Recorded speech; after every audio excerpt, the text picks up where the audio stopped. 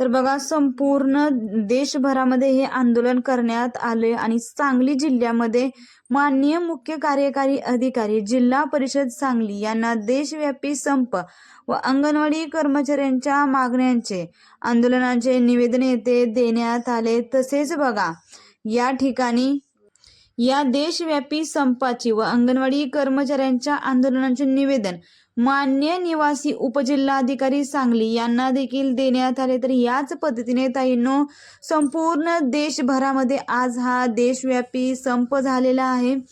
Video हा अत्यंत महत्त्वाचा आहे। जास्तीत जास्त सेविका ताईंना, मदतनीस ताईंना शेअर करा आणि असेच अंगणवाडीचे नवनवीन अपडेट पाहण्यासाठी चॅनलला सबस्क्राईब करा।